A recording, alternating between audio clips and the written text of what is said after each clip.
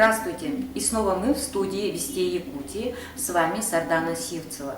Возвращаясь к ранее опубликованному материалу «Что творится в детских садах города Якутска».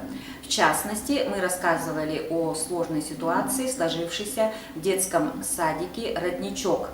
В частности, о том, что лидер независимых профсоюзов данного коллектива обратилась в трудовую инспекцию с заявлением о невыплатах стимулирующей части заработной платы работникам, и трудовая инспекция посчитала ее заявление правомерным. Также в ходе разбирательства стало известно о факте обжига песка со двора данного детского сада на кухне учреждения, прямо там, где детям готовилась еда. Сегодня в нашей студии лидер независимого профсоюза коллектива детского сада «Родничок» города Якутска Екатерина Николаева. Екатерина Николаевна, поделитесь, пожалуйста, как складывается ситуация с выплатой стимулирующей части заработной платы работникам по истечении 3 месяцев после нашего разговора. Спасибо большое за вопрос. Доброго времени суток, уважаемые зрители. Да, хотелось бы оговориться, в тот раз действительно мы освещали этот вопрос по коллективному договору, принятому в нашем детском саде «Родничок». Но ситуация сейчас изменилась, она находится на одном месте, можно сказать, буксует. Да? Работодатели не хотят этот коллективный договор, они нашли сотню причин, лишь бы этот коллективный договор они хотят вот уже как с их слов, я повторяю их слова, аннулировать, что юридически, конечно, неграмотно и неверно, и даже в какой-то мере звучит смешно. Ну, конечно, это грустно, а не смешно. Значит, сначала они сказали, что они вообще ничего не знали о том, что вот было прописано 50%. Затем они изменили свою версию. Они сказали, что это была опечатка. Ну как это может быть опечатка? Потом, значит, третья версия, выдвинутая ими, они заявили, что это вообще-то бланк, образец, и там должно быть прописано шариковой ручкой все. Вот, это следующая версия. И более свежая версия звучала таким образом, что они, не читая, подписали. Но все вот эти вот версии, они не имеют под собой серьезных оснований. Это коллективный договор, он уже зарегистрирован, он уже работает, на 3 года он уже принят. И никакие вот условия, которые ухудшали бы положение работников, они, конечно, категорически не должны применяться по отношению к работникам. Даже обвиняли меня в том, что я вот пошла, отнесла, когда относила в Министерство труда и социального развития Республики Саха-Якутия этот коллективный договор по заданию управляющего совета и Винокурова Дарьи Романовны, исполняющей обязанности заведующего. Я относила этот коллективный договор, и в это время якобы я подменила листы, что вообще не соответствует действительности. Этому служит доказательная база того, что у нас есть электронный вариант. То есть там стоит дата со временем даже, когда это все было сделано нами, всеми принято, обсуждено до этого. То есть после этой даты ничего не менялось. То есть электронный вариант есть в наличии с четко фиксированной датой. Вот. Когда был фактически принят этот договор, и никаких нареканий он не вызывал. Все были согласны в этой комиссии. Но, правда, Винокурова Дарья Романовна сказала, что управление образования, так сказать, крепко ей досталось от управления образования из-за этих 50%. Даже они абсолютно такой вот, ну не знаю, как это назвать, даже слов таких не могу подобрать, чудовищные вот по своему, ну никакие рамки не входят. Они говорят, что мы это ущемили положение работников. Ну как же мы можем их ущемить, если мы вместо 14 прописали 50% комиссионно? И это все было обсуждено, обсуждалось не один день, и не 2, и не нами одними. Это на управляющем совете тоже это было озвучено, они все знали, коллективный договор был в открытом пользовании. То есть, пожалуйста, берите и читайте, кто не знает.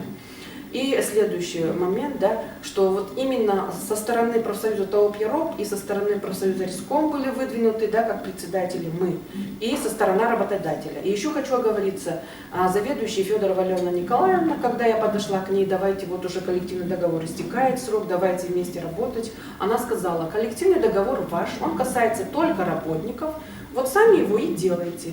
Вот, а теперь, когда уже прошло время, он принят, она начинает собирать собрания, да, и коллектив настраивает, даже настаивает на том, чтобы все отказались. Но я уже не буду говорить о процедуре вот этого, как вам сказать, противоправного действия со стороны работодателя. Это же нарушение конституционных прав работников, нарушение трудовых прав работников, всех существующих федеральных законов. Это, не знаю, это вот как это так это будет выглядеть. После очередного собрания производственного я была в Министерстве труда и социального развития у министра Михеева, была и в отделе, разговаривала и предоставила представление инспекции труда о том, чтобы действительно работодатель выполнил, сделал перерасчет за второй квартал. Это вот первая часть предписания. Вторая часть предписания звучит так, чтобы с работниками работодатель заключила дополнительные соглашения к трудовым договорам именно по этим 50%. Вот что значит это такое. Оно уже было, оно уже действует, оно уже законодательное. И кроме того, предписание работодателем Федоровой не исполняется. В этой части тоже есть и административная сторона вопроса, и которая имеет место быть, тоже документально это все у нас зафиксировано, есть письма инспекции труда, и составлен соответствующий протокол о том, что работодатель не исполняет предписание инспекции труда уже не в первый раз. И ваши дальнейшие действия? Ну, наши дальнейшие действия, конечно, отстаивать. Наш профсоюз... Вы обращались в суд? Да, мы обратились в комиссию по трудовым спорам сначала, по всем этапам, да, как положено в детский сад работодателю. Ответа у нас нету. Мы попросили, чтобы с нами заключили дополнительные соглашения работники, которые согласны на 50%. Ответа нету, мы выждали срок больше 10 дней. И кроме того, работодатель противоправно отказался предоставить протокол собрания. То есть им, значит, есть что скрывать. Как это так? Протокол собрания, он должен быть в свободном доступе. Это не персональные данные, это касалось нас. Нас, это, то есть коллектива детского сада, независимо от членства в любом профсоюзе. Вот. И по-всякому пытались на наш профсоюз, грубо говоря, наехать, в кавычках опять же, да. Вот вас не должно быть, у нас единственный профсоюз, но это же дискриминация. Дискриминация чистой воды. Это нарушение Конституции, статьи 30 и Федерального закона 10 о профсоюзах. То есть, если человеку исполнилось 14 лет, он может втроем собраться, организовать свой профсоюз и защищать свои права, социально-трудовые, экономические. Это законом не запрещено. И апеллировать тем, что устав Риском народного образования запрещает иметь какие-то еще другие первичные организации, это же устав, а у нас есть над нами, над уставом, есть федеральный закон о профсоюзах и Конституция, на которую сейчас только я сослала. Екатерина Николаевна, а как же складывается ситуация с песком во дворе детского садика? Ну, скажу вам, что песок не менялся, не обновлялся. После нашего обращения к уполномоченному по правам ребенка Соловьевой Анне Афанасьевне, единственное, что на песочнице положили старые двери. Это вот как бы на песочнице. Но в песочнице-то как такового свежего песка нету. Там на дне вот старый-старый песок. И, значит, 6 октября 2017 года, после того, как нас ознакомили с отрицательными анализами санэпидемстанции нашей, да, Республики Саха-Якутия, о том, что песок чистый, и на нем дети могут играть безопасно, это очередной был взят анализ, ну, это исходя из документов СЭС следует, мы, значит, независимо решили сделать забор песка. То есть с представителем Конфедерации труда России Валентином Урусовым, со свидетелем Верой и я, 3 человек, мы взяли забор песка из 2 песочниц. Из песочницы детского сада и закрыли его, положили его в канистру, запечатали, везде поставили печати профсоюза ТООП «Яроп», все втроем расписались, составили акт о заборе песка и направили этот песок, конечно, это была моя инициатива, каюсь, да, отправили его на анализ в Москву, в независимую лабораторию. Ну, просто интересно стало, что же на самом деле покажет анализ этого песка. И вот буквально на днях я получила ответ от тест ЭКО, отчет номер такой-то от 26 октября 2017 года о результатах анализа песка. То есть он, конечно, разночтение есть с нашим Роспотребнадзором, да, если там у них все было чистенько, то у нас, значит, заключение следующего рода. О том, что этот песок считается условно опасным. То есть исследованная проба почвы по микробиологическим и паразитологическим показателям относится к категории загрязнения почв умеренно опасная, согласно СанПин 2.1.7.1287-03. Санитарно-эпидемиологические требования к качеству почвы. И в таблице 2 этого отчета действительно отражено, что все-таки присутствует в этом песке. Умеренно опасное, но смотрите, считается первая категория, это чистый песок. То есть он без ограничения может использоваться, и особенно в детских учреждениях. Умеренно опасное, это уже не чистое. Дальше идет опасная и чрезвычайно опасная классность. То есть умеренно опасная, она подходит для отсыпки строительных котлованов, да, но даже под почву, под строительство домов, но никак не относится к категории тому, чтобы там играли дети на детской площадке. То есть этот песок по СанПин, он должен отсыпаться на 20 сантиметров, либо должен меняться, а, грубо говоря, должен завозиться свежий, чистый песок. И вот этот анализ действительно, конечно, я за него оплатила его те расходы, чтобы была, адекватная оценка, потому что у меня недоверие возникло. И работники говорили детских садов медицинские, что берется именно 5 килограмм песка, обжаривается, и на этом все шито-крыто. А песок чистый, он не завозится управлением образования.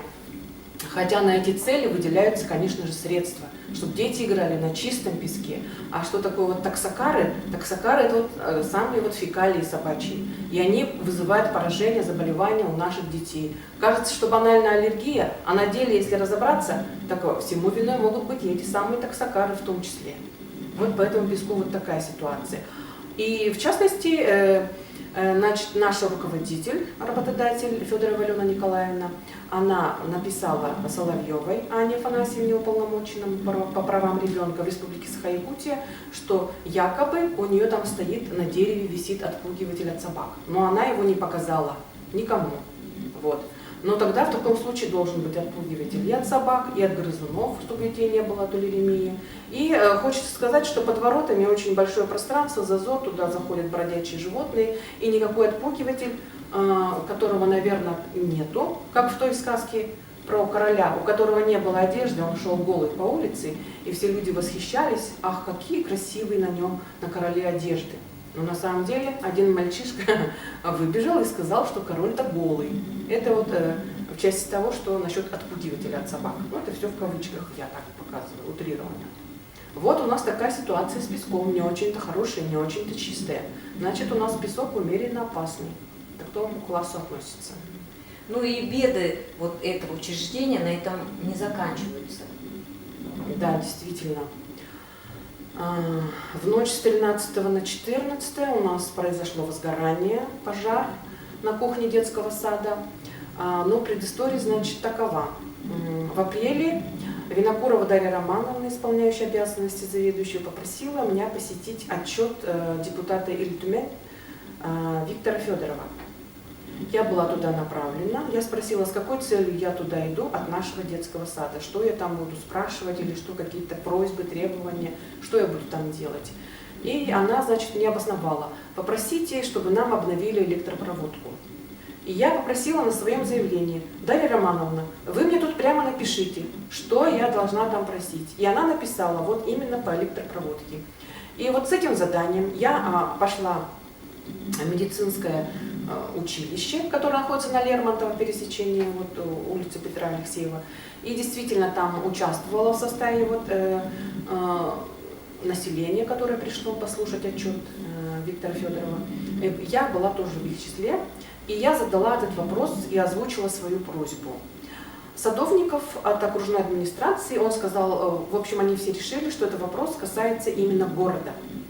Но все равно я написала письменное заявление господину Федорову о том, что детскому саду «Родничок» необходимо обновить электропроводку. Зарегистрировала, у помощника оставила. И в итоге получила я ответ. Переслали мне его из приемной Виктора Федорова. Значит, о том, что энергоустановка там, это все прошла, соответствует ГОСТам. Это все было за подписью Петрова Василия Васильевича, начальника управления образованием. То есть все у нас было хорошо. И лабораторные исследования на 9 листах, но правда они были совсем размытые, но по крайней мере они читабельны. В принципе, если очень захотеть, можно прочитать. И вот такая вот предыстория. А в ночь 13 на 14 ноября у нас произошло возгорание. То есть был, говорят, хлопок сильный, и загорелся холодильник. И охранник справился со своей задачей, он потушил огонь, была вызвана пожарная охрана, и до сегодняшнего числа детский сад у нас не работает. Все у нас было в саже, все у нас вышло из строя, конечно, это все нужно делать, на это нужны средства и так далее и тому подобное. А хотя звоночек-то уже со стороны работодателя был, со стороны Винокуровой, о том, что поменяли все-таки старую проводку. Если она попросила это, значит оно имело место быть. И я вот живой свидетель того, что я просила электрическую проводку нам поменять. Ну хорошо, что детей не было. Говорят, была задымленность большая. И продукты горения, вот это вот плавится, когда проводка, это же страшно. Это теперь нужно ходить на работу с респиратором, не дай бог, да? А как детей эвакуировать с 3-го этажа? У нас здание старенькое, узенькие, эти крылечки очень такие. А если паника начнется, дым, это же нулевая видимость. Это как выходить? Но вот по рассказам сотрудников, этот охранник выходил буквально ползком. Раздетый, выполз, говорят, и вызвал пожарную охрану. За что ему честь, хвала и слава, конечно. Ну вот в вашем коллективе вот такая нездоровая ситуация сложилась, да? Между коллективом, работодателем. Наверное, очень сложно работать в такой ситуации. Да, конечно, ничего хорошего это не предвещает, когда, как в басне Крылова, лебедь, рак и щука, лебедь пытается взмыть, рак пятится назад, щука хочет обратно в реку. Но на самом деле мы должны поступать по закону, как прописано в Трудовом кодексе и Конституции Российской Федерации. Если это положение улучшает положение работников, конечно, это все должно применяться. И не должно быть никаких вот таких рассказов со стороны работодателя о том, что в бюджете нету средств, бюджет не резиновый, откуда вы взяли, вы можете там прописать 70, я хочу это, то, другое. Но нам даже справку не выдают из бухгалтерии о том, сколько сэкономлено у нас средств. Это уже о чем-то говорит. Мы не знаем, непрозрачна вот эта вот финансовая сторона вопроса, к сожалению. И ваше обращение это к надзорным органам и к окружной администрации, к управлению образования городского округа город Якутск. И не даем вам время. Спасибо большое. Ну, обращение, конечно, неожиданно прозвучало, но, по крайней мере, я попытаюсь сейчас сконцентрироваться и озвучить, исходя из того, что вот из моего выступления, о том, что, как говорится, песок должен обновляться, на это выделены средства, это же все ясно. Работникам должна выплачиваться заработная плата в полном объеме, да? А вот положение Гордумы, кстати, очень сильно ущемляет права работников именно системы образования, потому что это положение регламентирует, что стимулирующая часть заработной платы выплачивается работникам. Вот, например, у нас ежеквартально, у кого-то в течение полугода, у кого-то в год один раз. Понимаете, мы свою зарплату вот не можем ощутить реально, мы ее не видим. Нам просто ее спускают сверху и говорят вот столько-то, столько. И причем вот бухгалтерия не выдает справки о том, сколько сэкономлено средств. Все время говорят приблизительно, все время говорят по телефону, вам сэкономлена такая-то сумма. Но должна же быть финансовая справка о том, сколько данный детский сад сэкономил средств, сколько подлежит распределению. А в нашем случае, вот по нашему полдоговору, 50% ежемесячно, в зависимости от оклада, стажа, это все было бы замечательно. И оно, конечно, пошло бы во благо работникам и, конечно же, откладывалось бы на пенсию реальным работникам. Вот у нас такие пожелания. Спасибо, Екатерина Николаевна, что сегодня побывали в нашей студии. Всего доброго. Всего доброго. Вот хотелось бы сказать в качестве подводки в последних словах буквально зачитать, чтобы не забыть в конце вот нашей передачи о том, что только не придумала администрация дошкольного учреждения детский сад номер 8 «Родничок» в части нарушения по колдоговору. Это вариации их версий со стороны работодателя. И подлог Мы даже члены комиссии писали по разработке коллективного договора объяснительную, назвали опечаткой, назвали образцом бланком, на котором ручкой должны прописываться были проценты. И собрание производственно от 27 октября 2017 года, то есть отказ коллектива от повышения зарплаты в 50% с работников, было произведено буквально в добровольно-принудительном порядке. Собрали подписи по утверждению некоторых работников, не дав времени даже им на обдумывание. Было составлено администрацией учреждения дополнение к колдоговору в нарушение Федерального закона, Трудового кодекса Российской Федерации за подписью самого работодателя и только одного единственного профсоюза, когда как на колдоговоре от 3 мая 2017 года под номером 37, принятого и зарегистрированного в Министерстве труда и социального развития Республики Саха-Якутия, стоят подписи двух профсоюзов. А на очередном собрании производственном от 22 ноября 2017 года Винокурова Дарья Романовна, старший воспитатель и ИО заведующего, заявила на указанном собрании представителю профсоюза ТОВ «Яроп», что подписывала колдоговор от 3 мая, не читая. Таким образом, администрация детсада выдвинула очередную версию по коллективному договору. Кроме этого, Винокурова считает колдоговор ненормативным документом, когда в федеральном законодательстве, Трудовом кодексе Российской Федерации, ясно сказано, что условия колдоговора могут только улучшать положение работников и даже могут быть в своих пунктах лучше самого трудового законодательства Российской Федерации. И коллективный договор сам по себе является главным нормативно-правовым актом, регулирующим отношения между работодателем и работниками. На том же собрании 22 ноября 2017 года Федорова Алена Николаевна, заведующий, намеренно ввела коллектив в заблуждение, заявив, что буквально вчера она была в суде, но надо полагать в Якутском городском суде, где выиграла суд по ее утверждению. Типа та сторона даже не пришла, и была только она одна. Но на вопрос, с кем она судилась, не ответила. А на вопрос, о чем судилась, ответила, что о колдоговоре, кратко. С ее слов, в итоге суд дал добро принять новый колдоговор, так как в старом колдоговоре слишком много ошибок. То есть это послужило основанием для того, чтобы было вынесено решение суда со слов Федоровой. Про так называемые ошибки на данном собрании Федорова читала намеренно тихо и невнятно, зная, что ведется аудиопротокол собрания. Кроме того, уменьшила 7 тысяч рублей, прописанные в нашем колдоговоре, принятом от 3 мая, на юбилеи, рождение детей, свадьбы, заявив, что экономии не будет. Спустила до прежних 5 тысяч рублей. Это в условиях инфляции происходящей. С ее слов не хватит никакого бюджета. Профсоюз наш ТОВ «Яроп» не доверяет руководству детсада, и поэтому мы решили проверить информацию о суде, который, со слов заведующего Федоровой, был буквально вчера.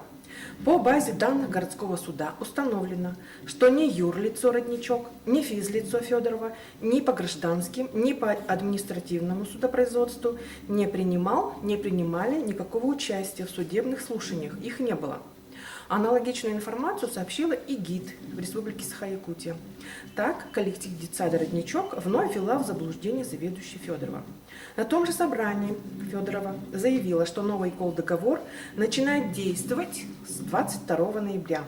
И Федорова торжественно унесет его на регистрацию в управлении соцзащиты в городе Якутске сразу же после этого собрания. Но, как было сказано выше, наш профсоюз не доверяет руководству, и поэтому мы связались со специалистом управления социальной защиты, чтобы проверить эту информацию, которая была дана Федоровой. Значит, нам специалист сказал, что если на колдоговоре от 3 мая 2017 года номер 37 стоят подписи работодателя и двух профсоюзов с печатями, то колдоговор должен действовать на 3 года, как он был и принят. В следующем разделе своего выступления в завершение я хотела бы отметить, что 31 октября 2017 года у меня состоялся разговор с совместителем, педагогом-психологом Повод Любовь Александровной, которая выразила желание стать посредником между администрацией и профсоюзом ТОВ «Яроп». Заявила о том, что Управление образования города Якутск в лице начальника Петрова Василия Васильевича не проводит заведующим детсадом Родничок Федоровой должную работу, не поддерживает ее как молодого руководителя, выгоняет ее буквально с аудиенции, типа, мол, разбирайся сама с коллективом работников. И данным образом психолог заявила, что руководитель находится как бы между двух огней и попросила прекратить писать нам письма. Наш профсоюз согласен на мирное урегулирование вопроса, лишь бы работодатель исполнял свои должностные обязанности и выплачивал нам, наемным работникам, нашу зарплату в полном объеме и исполняла все пункты коллективного договора от 3 мая. Но, к сожалению, заведующая Федорова конкретно отказалась от этого. И в завершении хотелось бы поблагодарить от лица профсоюза ТАО «Пьероп» всех наших упорных и отважных коллег, которые не побоялись отстаивать права веренных воспитанников на их безопасное пребывание в ДОУ. Я говорю о Песке, о котором мы говорили в студии. И защищают свои трудовые права. Хотелось бы отметить Урусова Валентина Яковлевича, руководителя Центра защиты профсоюзных прав при Конфедерации труда России, активиста российского независимого профсоюзного движения, который подставил нам свое дружеское плечо, товарища, и помог довести до логического завершения дела по независимому и объективному анализу и экспертизе Песка в Москве. Стараниями Валентина Яковлевича нам оказывается конкретная помощь и поддержка со стороны члена Совета при президенте Российской Федерации по развитию гражданского общества и правам человека, члена Общественного совета при Федеральной службе по труду и занятости Кравченко Бориса Евгеньевича в ответ на нарушение со стороны работодателя трудовых прав работников детсада «Родничок» города Якутска, в том числе и в части неисполнения действующего и принятого на 3 года коллективного договора от 3 мая 2017 года под номером 37. Отдельную благодарность наш профсоюз хотел бы выразить всем работникам и дружному коллективу ТВ-214 за оперативное, объективное, информативное, смелое, творческое и качественное освещение представляемого материала.